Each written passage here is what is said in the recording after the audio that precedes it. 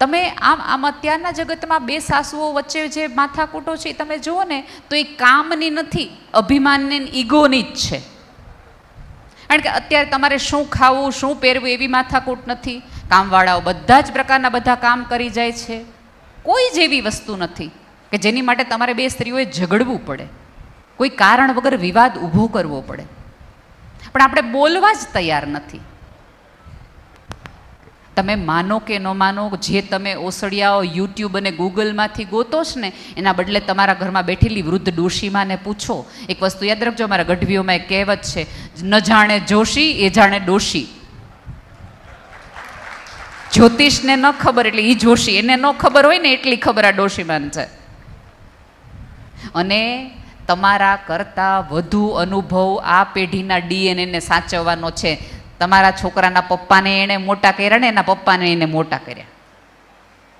અને ક્યારેક તમારો દીકરો થોડું ઘણું સાચવવા માટે, થોડું બેલેન્સ રાખવા માટે, ઓલી આવનારીને થોડુંક સારું લાગવા માટે બે વાક્યો કહે, સારા કહે. રીંગણાનું શાક ન ખાતો હોય ને દીકરાનું કદાચ પહેલી વાર ઓલી સ્ત્રીએ બનાવેલું રીંગણાનું શાક ખાવા માંડે તો તરત અંદરથી તમારી અંદરની આમ રણચંડી જાગવી ન જોઈએ. કાં સીધા થઈ ગયા, રીંગણા ખાવા માંડ્યા. રસોડામાં જોઈને ઓલીને શાબાશી આપો કે હું 30 વર્ષમાં ન કરી શકી, બેટા તે 3 મહિનામાં ને રીંગણા ખાતો કરી દીધો, શાબાશ મારા વાલા. અને અંતે આપણાથી હચવાતો નહોતો, તઈ કોકને કીધું ને કે આને હવે બેટા તું સંભાળ. તમે જુઓ હજી પણ આ 2024માં પણ જે દીકરાઓ થોડો કામથી આમ રમતિયાળપણું હોય ને તો દરેક વ્યક્તિ એમ કે એને ખીલે બાંધી દો ને, એના લગ્ન કરાવી દો, આફોડો હારો થઈ જાય. એનો અર્થ એ છે કે આ જગતમાં એક પુરુષના સંસ્કારીને સારા હોવા માટે એકા સ્ત્રીનું પડખે હોવી જરૂરી છે. હે કે નહીં? શાબાશી આપો. અને ક્યારેક તમારો પતિ ગુસ્સે થાય છે, કોઈક મિસબિહેવ કરે છે તો તમારા મમ્મીને ફોન કરવાની બદલે તમારા સાસુને કહો કે મમ્મી સહેજ આ કરે છે. તો ઓલી સાસુ કહે છે કે આ ઘરના પુરુષોની આવી ટેવ છે, બહુ મગજમાં નહીં લેવડાવો, હાંજે આવે તો આ વસ્તુ બનાવીને ખવડાવજો, આફોડો હારો થઈ જશે. પણ તમે તમારા મમ્મીને ફોન કરશો તો વિવાદ થશે. તરત મમ્મી તરત એમ કહેશે, જો તું પહેલી વાર સાંભળી લઈશ ને તો આજીવન સાંભળવું પડશે, એટલે સાંભળતી તો નહીં જ તે તું ન નીચું જમવા મૂકતી. અને ત્યારે અહીંયા બેઠેલી મમ્મીઓને વિનંતી છે કે તમારી દીકરી તમને ફોન કરે, એના સાસરાનું તમારી પાસે ખરાબ બોલે, ત્યારે તમારે એક સક્ષમ સ્ત્રી તરીકે, ભણેલ ગણેલ 21મી સદીની નારી તરીકે તમારા દીકરીને કહેવું જોઈએ કે બેટા જેટલી ખરાબ વાત તું તારા સાસરાની અમને કરજ એટલી આપણા ઘરની ખરાબ વાત તું ત્યાં કરવાની છો. એ તારું ઘર હવે ઈ છે. તમારી દીકરી તમને ફોન કરે કે મમ્મી લાપસી કેમ બનાવાય, ત્યારે તમારાની અંદરથી એ નીકળવું છે કે બેટા બેન બેઠા હશે ને પૂછ ને, આવડતી હોય. તમારા ઘરમાં કેમ લાપસી થતી હોય મને ન ખબર હોય એટલે તું પૂછ. તો તમારી સાસુને જેને તમે પૂછશો ને કે લાપસી કેમ થાય તો એ સાસુ એમ કહેશે કાંઈ ઉંમરે ઊભી રહે, હમણાં હું લાપસી બનાવી નાખું, કોઈને ખબર શું પડે કે તને લાપસી નથી આવડતી. અને એ પોતે બનાવેલી લાપસીમાં સાસુ 4 જણને એમ કહેશે કે મારા દીકરાને બહુ કાંઈ લાપસી બનાવી જ ભણેલ ગણેલ છે તોય કામ હાથે આડા તોલીએ જો એને મોટી કરી હોય. થોડાક મોટા કરવાનું રાખો. બધું ગૂગલને ન પૂછાય, થોડુંક દાદાને પૂછાય, એને થોડુંક પૂછો. ગુરુ ઉપર આપણને શ્રદ્ધા નથી ને એટલી ગૂગલ ઉપર શ્રદ્ધા છે. એ કે એ બધું સાચું જ હોય. અને એ કેવું કહેવાય, વોટ્સઅપ યુનિવર્સિટીમાં તમને ગમે ધકેલ પંચા 150ની જેમ કિમિયા આવે ને કે આ ખાઓ, લીમડો આમ તમારે પોષિકા નીચે રાખો તો ડાયાબિટીસ દૂર થઈ જાય. 20 જણાને મોકલે ને આખે હા જાય લીમડો ગોતવા નીકળે અને પોષિકે રાખે, હમણાં ડાયાબિટીસ ઓછો, હમણાં ડાયાબિટીસ. એના એ દાદી તમને એમ કે મેથી ખાવ તો કે તમને ન ખબર પડે, હવે બધું બદલાઈ ગયું તો એમાં તમે ડાઉટ કરો. હાવ અજાણ્યાએ મોકલેલા મેસેજ ઉપર તમને શ્રદ્ધા પડે, પણ ઓલી કૃષ્ણે કીધેલી ગીતા ઉપર તમને ડાઉટ પડે. આ કયો પેરામીટર્સ છે? થોડા હળી મળીને વળવાનું રાખો.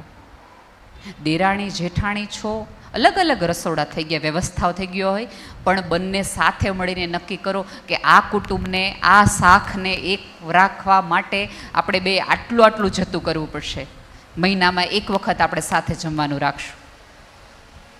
પણ આપણે હવે જેટલા ફ્રેન્ડ્સ સાથે મજા આવે છે ને એટલા આપણને સગાવાલાઓ સાથે નથી આવતી. તમારે જુઓ અત્યારે લગ્ન પ્રસંગોની અંદર મિત્રોની સંખ્યા વધુ અને સગાવાલાની સંખ્યા સાવ ઓછી. તમને અજાણ્યા લોકો તરત તમે પોતાના કરી લ્યો, ઘરે બોલવા આવવા જવા ને વ્યસન કરી નાખો. પણ માસીનો દીકરો જે નખત્રાણા રહે તો કે હવે અમારે બહુ ઓળખાણ નથી એની યાર. તમે માનો કે ન માનો, માના ઘણા બધા લોકો એવા છે કે જેને દર 7 8 નખત્રાણા જવું પડે. તમને શું લાગે છે આપણા વડવા મૂર્ખ હતા? એને ખબર હતી, એને ખબર હતી કે આવતા દિવસોમાં આ સમાજ એટલો બધો બદલાશે, એટલો બધો સમયનો અભાવ હશે કે કોઈ કોઈના ભેળા નહીં થાય, કોઈ ભેગા નહીં થાય. એટલે એણે નિવેદ રાખ્યા કે જે કુળદેવીમાં જ થાય, જેથી કરીને તમે નિવેદ બનાવો તો તમને ખબર પડે કે તમે જે વડલાના તમે બીજ છો એમાં કોણ કોણ તમારી હારે છે. તમને ખબર પડે કે તમે બહાર નીકળી ગયા પણ તમારો ગામનો એકાદ ભાઈ છે હજી આગળ ન થયો, એને તમારે મદદ કરવાની. તમારા નિવેદ એકલા એક છે એવું નહીં, તમારી કુળદેવી એક છે એવું નહીં, તમે એક છો એવું તમને ભાન કરાવવા માટે તમારા વડવાઓએ કીધું. ભલે બધા ગમે એટલા કેટલા, આપણા શાસ્ત્રો જેટલા સરસ ક્યાંય નથી. અત્યારે ઓલી એક એડવર્ટાઇઝ આવે ને, ક્યાં આપકી ટૂથપેસ્ટ મેં નમક હે? એટલે અમારે તો પહેલેથી નમક હતું જ, તમે બંધ કરાયું નતું. મીઠાથી કરતા આપણે બધાએ. સાદી વાત છે સાહેબ. દરેકે દરેક શોધ અત્યારે જે વિજ્ઞાનની છે એ આપણા શાસ્ત્રોમાં ઓલરેડી હતી. અત્યારે IVF UVF છે. મહાભારતમાં કુંતાને થયું એ બધું શું છે? Test tube baby. ગાંધારીને જે સંતાનો થયા એનો તો નમૂનો છે. પુષ્પક વિમાન ઉડાય વિમાનનો એ તો નમૂનો છે. તમારા સંતાનોને વાર્તાની જેમ તમારો ધર્મ અને શાસ્ત્ર કહેશો તો એ જોડાયેલો રહેશે.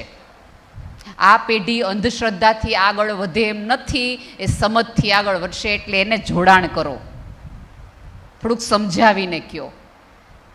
એ તમને તરત એમ કે હું દર વખતે નખત્રાણા જઈને નિવેદ કરવાના, ત્યારે એને કહો કે બેટા નખત્રાણા એટલે જવાનું કે આપણને ખબર પડે કે આપણા ગામનું ખોરડું એ જે દાદા ક્યાંથી આવ્યા હતા. અને સાહેબ જે લોકો ક્યાંથી આવ્યા હતા એ ભૂલી જાય ને પછી ક્યાંય ના નો રહે.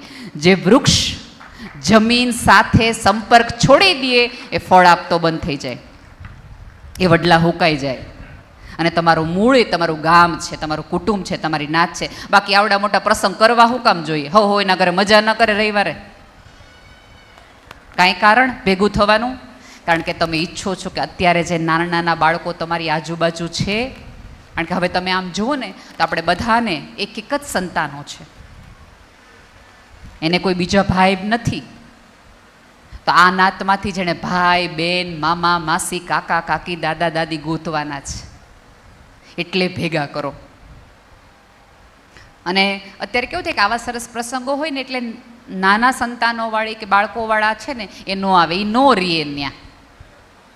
તો સાહેબ એક એવી પ્રવૃત્તિ રાખો, જુવાન દીકરીઓ છે 20 વર્ષની 18 વર્ષની, એને કહો કે આટલા બાળકો માટેની પ્રવૃત્તિ ગોતી રાખો. તમારે બાલ મંદિરમાં શિક્ષક તરીકે જવું હોય તમે કેવી નોકરી માટે કરો છો પદી? એવી તો જ્ઞાતિના છોકરાની એકાદ વસ્તુને એવી પ્રવૃત્તિ ગોતો, ભેગા થાવ. મોટા પોતાની રીતે લડે, નાના પોતાની રીતે રચના કરે. પણ એવું બધું આપણે કરવામાં, ક્રિએટિવ કરવામાં નથી માનતા. અને બીજું કે અત્યારની દીકરીઓ સરસ ભણેલી ગણેલી છે, સમાજ તમને અને મને નથી ખબર એટલી વધુ એને ખબર પડે છે. તો ક્યારેક તમે એમને પણ પૂછો. ક્યારેક એ ભણેલ ગણેલ હોય ને તોય આપણે એને નોકરી ન કરવા દેતા હોય, અથવા ન બહાર જવા દેતા હોય, અથવા કોઈક જે વિચાર સાથે આપણે રાખ્યું હોય, ત્યારે એ દીકરીને ઘરમાં પૂછો કે તને શું લાગે, તું આ ભણી છો આમાં થોડુંક છે? તો એના મગજમાં એ અફસોસ ન રહે, એ પીડા ન રહે. તમારા નિર્ણયોમાં સ્ત્રીની ભાગીદારી થોડીક રાખો. અને પછી આપણે એમ કહીએ કે અત્યારની દીકરીઓ છે એ જ્ઞાતિમાં નથી આવતી, આમાં નથી આવતી. શું કામ નથી આવતી? કારણ કે આપણે એમને એટલી છૂટછાટ, જો હું સ્વચ્છંદતાની વાત નથી કરતી, પૂરેપૂરી સ્વતંત્રતા આપો, બધું જ કરો, પણ એની સાથે રહ્યો. તમારા સંસ્કાર ઉપર એટલો ભરોસો રાખો કે અડધી રાત્રે ગમે ત્યાં હશે તો આ નહીં કરે. જેટલું તમે બાંધી રાખશો ને એ સ્પ્રિંગની જેમ ઉછળશે, પણ સંસ્કારનો એન્ટીવાયરસનો ડોઝ તમે જેમ પોલિયોના ટીપા પાવ ને એમ તમે સંસ્કારના ટીપા એવા પાવ કે જેથી કરીને ક્યારેય એનો સંસ્કાર છે એ લથડતો કે વિકલાંગ ન થાય.